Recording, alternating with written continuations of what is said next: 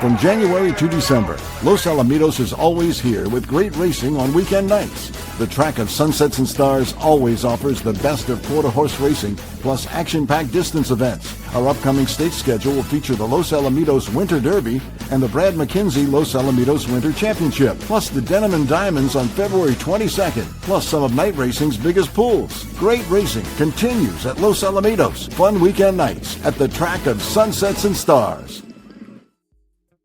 And welcome everyone to the Los Alamitos Preview Show. We did not have a show last week. We did have racing, of course, here at Los Alamitos Racecourse, but just want to take the time there to just send our thoughts and our best wishes for anyone and everyone affected with the fires here in Southern California. Los Alamitos is about 35 miles away from the fire, so we did race last week. The conditions, the air quality was good here in Southern California, in the Orange County area.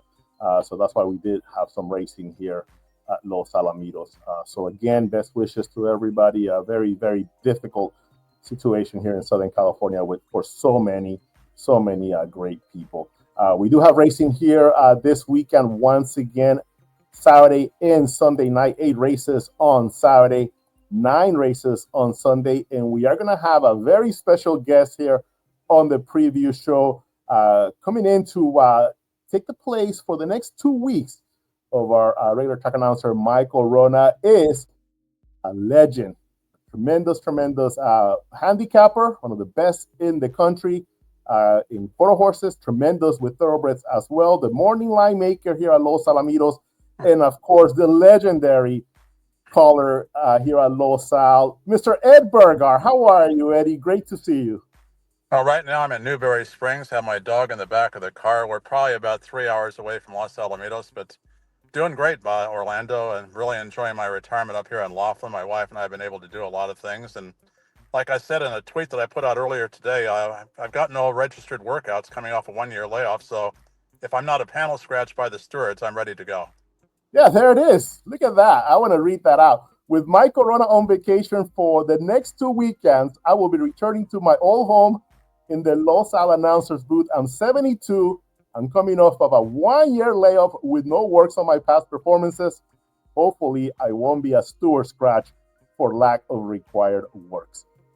Eddie, you have class. So you have that grade 1 stakes winning class. So I'm sure you will be doing great. That's why we have a 110-yard race with a bunch of horses there to close out the card, because I know you're going to be in peak performance. So just for you, we're looking forward to hearing your tremendous calls. You're actually going to be calling next weekend's trials, the Winter Derby trials, and also the Los Alamitos Winter Championship trials, named after the great Brad McKenzie. So we're going to have some outstanding grade 1 caliber, grade 1 action here next week at Los Al.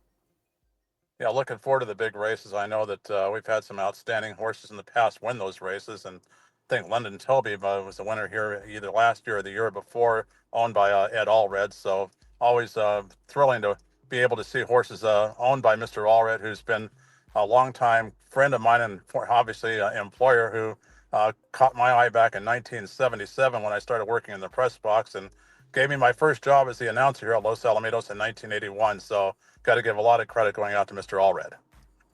Yeah, absolutely. The rock of Los Alamitos Racecourse, Mr. Ed Burgart, as well as his wife and track president, Kathy Burgart. Very fortunate to be employed by both of them.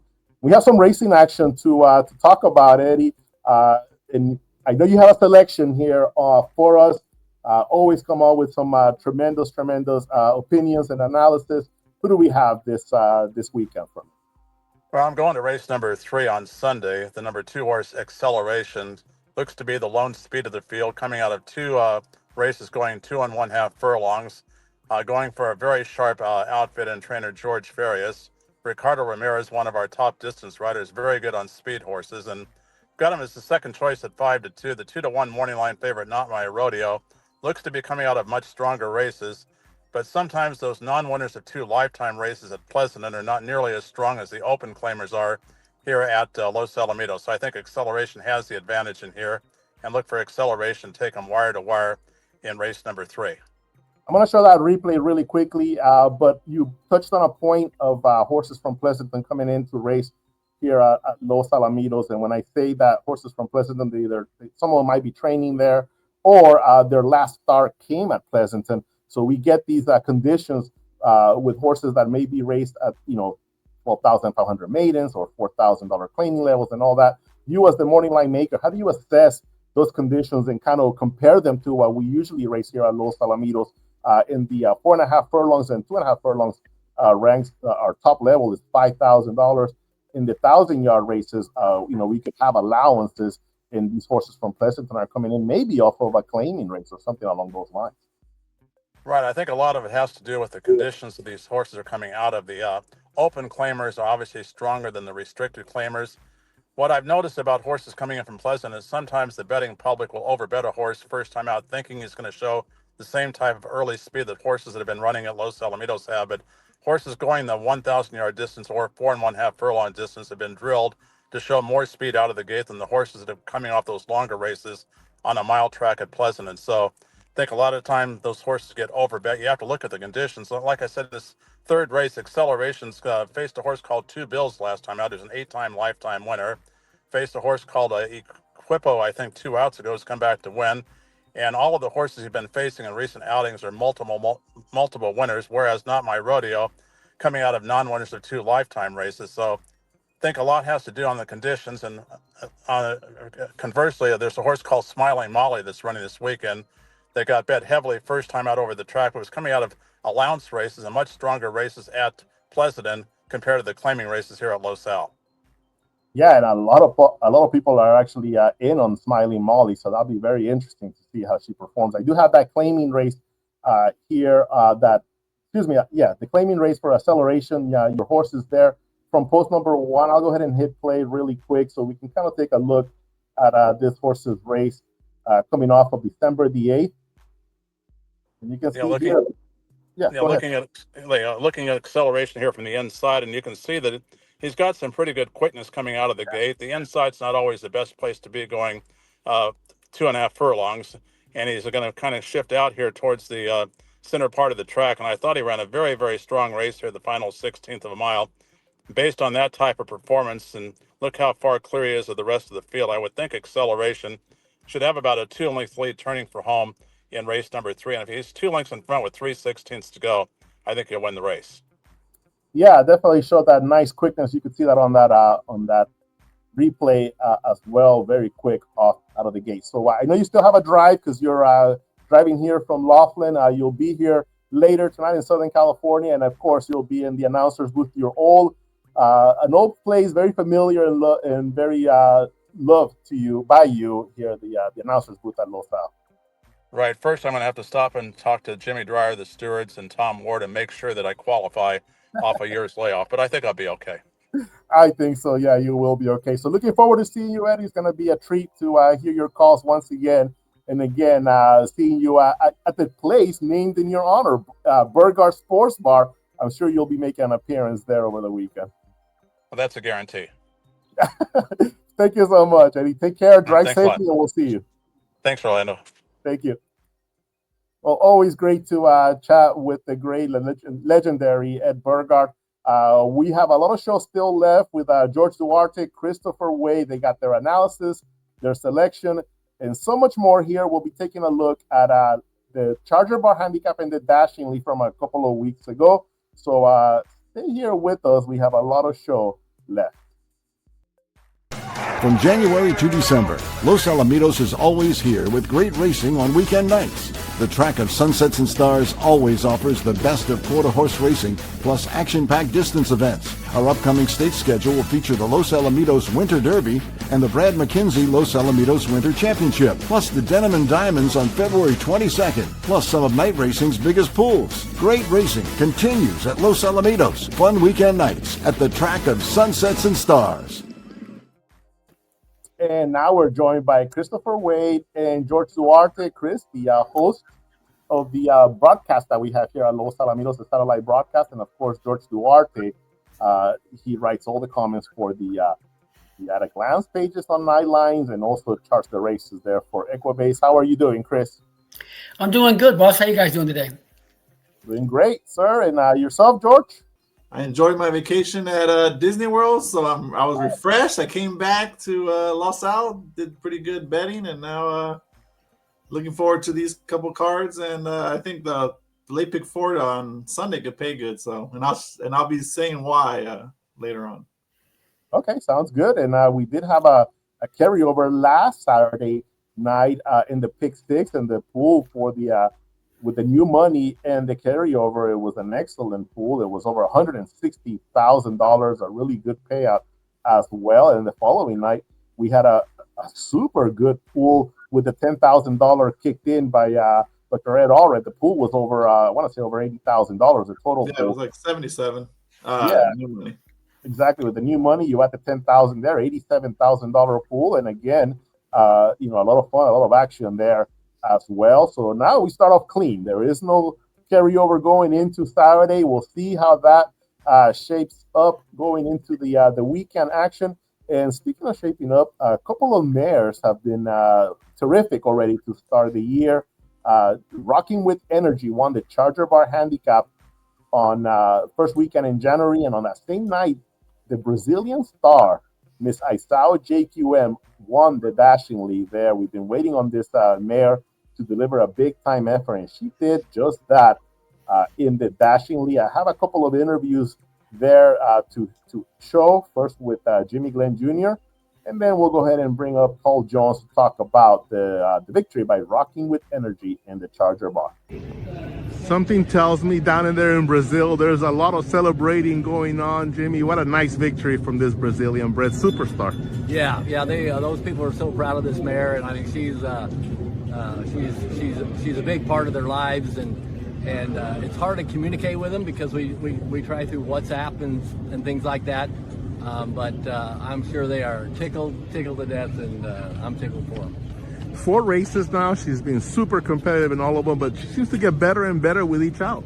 Yeah, she seems to be. She hadn't run in 2 years, so when she got here, they took some embryos and those kind of things, and when she got here, it added up to 2 years off, and so we, she's rounding into form, So it's just taken a little while, but she seems to be getting better every time we start her.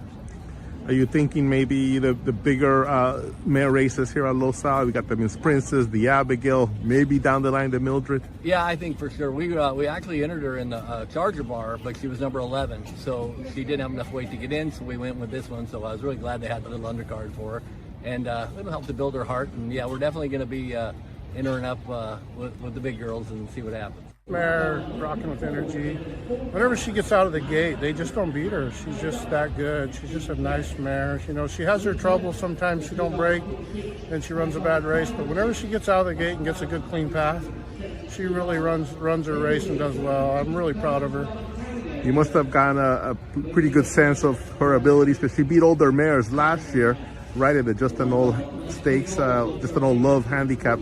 So now to do it here, first start as an older mare, just shows that the sky's the limit, perhaps, right? Yeah, she won 2 stake races last year, and then she ran second in the Ed Burgart as a 2-year-old.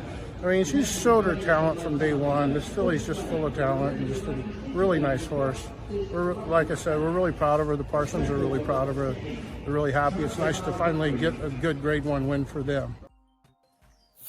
And of course, Los Alamitos still proud of our filly and mare program, and what Paul Jones did at the very end there, just to get that wonderful Grade 1 bold type from the catalog pages. Something that these breeders of quarter horses, especially those mare owners, are very, very proud of. Well, we have some racing to talk about. Saturday night, first post 6:10 p.m. with an 8-race card. And Chris, I think your selection there, right, is going to be on Saturday night. First of all, who is the horse, Chris? And let me know what you think about this horse's talent. So tell me who the horse is and what race, Chris. Okay, we go on the finale. It's a 110-yard event. I've never picked a horse at a 110-yard affair, but I'm going to give this one more chance. And hopefully she can get the maiden broken in lucky lifetime start number 24. Yes, 24. Okay. We're talking about the 8-horse up on the outside, Blia. She has more talent than shown on paper. She's a trouble-prone runner deluxe. She always seems to find trouble, but invariably, she's had less trouble in the 210-yard events than she has in other races. And many times these horses have trouble out of the gate, as she did last time. For some reason, they exit the gate going 110 yards better than they do at a longer race. Doesn't make any sense. It's just seemingly the way it happens. But in Lucky Lifetime start number 24 of the outside post, maybe last in, first out will be the note. And she can be a big factor in that eighth and final. She doesn't have to worry about the two royalties first the most, but drawing next to a couple of slow breakers, should have a clear path without a doubt. And hopefully she gets away decently. And if that's the case, possibly Lucky Lifetime number 24 for Belia as our selection there at 4-1 in the program. That angle, the Lucky 24 start, has it worked for you in the past? That lucky angle? It has on occasion. Okay. Invariably, I've given horses many chances. There was a horse last week we gave out. It was horse number. With a couple of horses that we had last week that we had given a number of chances and we gave up on them, and they came in third once again. So there's a horse with the talent, just a matter of getting out of the gate and drawing to the outside. I'm going to give her a look at the outcome. Yeah, it's always cool when a horse that's been knocking on the door so many times trying to win that maiden race finally gets it done.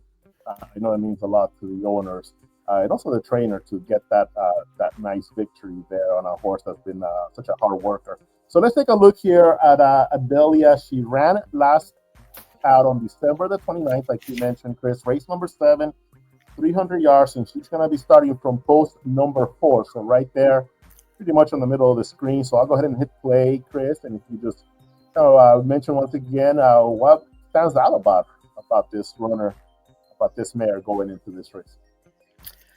Well, she has talent. It's just a matter of she makes her own mistakes. She cost herself yardage away from the barrier. She broke slow and in. She was crossed. She angled out for a clearer path. And the winner was all and gone. That was your selection that particular night. But the horse finished pretty well on her own right there. And she galloped out pretty well. So I know it's a 110-yard event, but so you can see her finishing. She has run.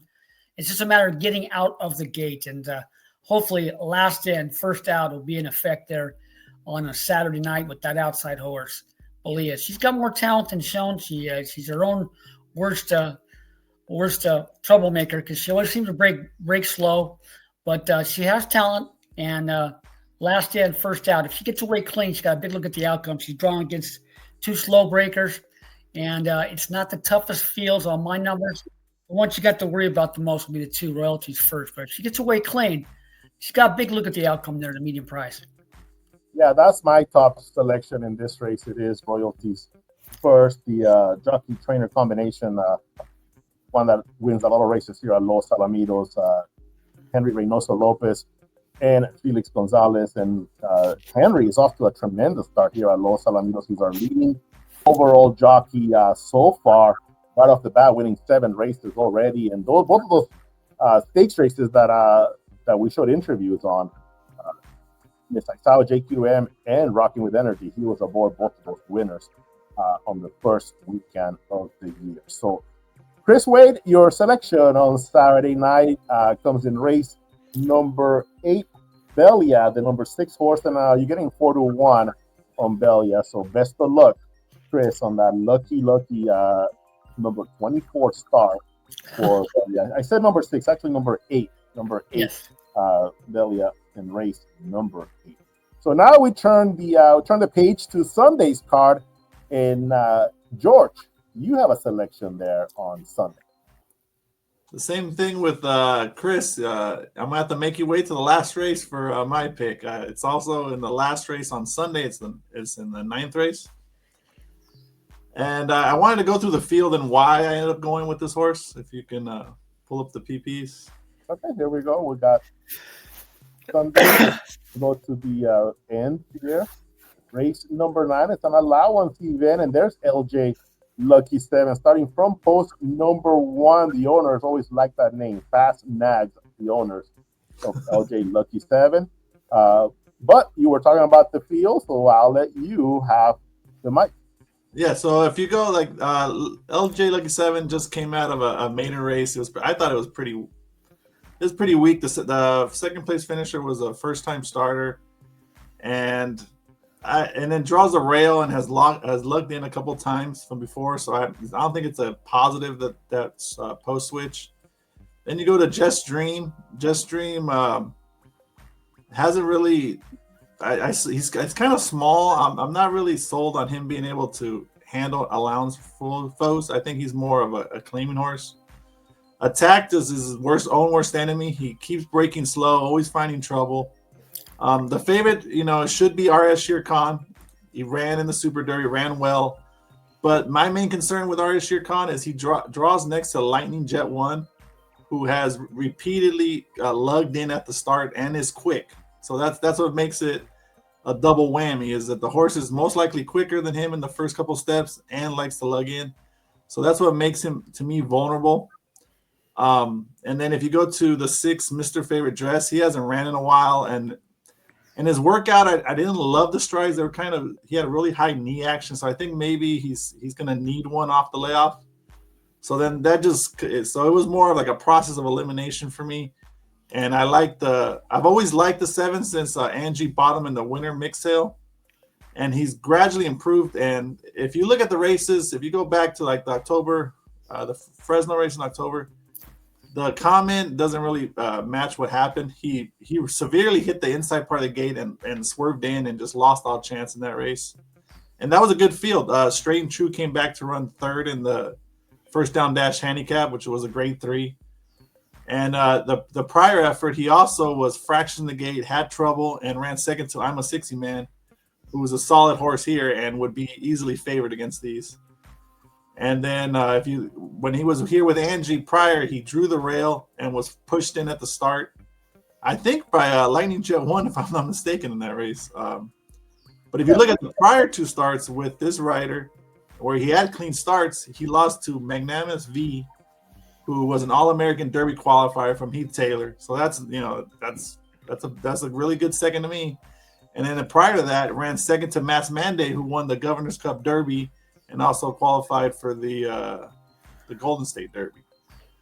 So, and then draws the outside for the first time, should get a clean trip. There's a lot of there's horses coming off layoffs, and then the favorite is drawn inside of a horse that likes to lug in.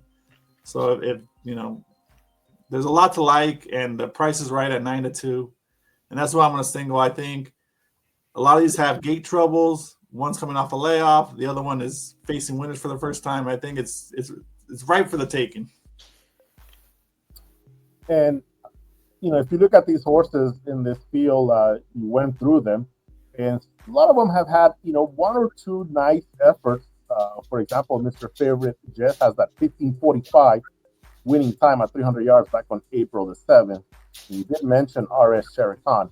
Now, the key to this horse, then, George, is that he's got to outbreak Lightning Jet 1, or we're going to be seeing some traffic problems there for RS Shere Khan, right? Yeah, if you look at the comments, came in.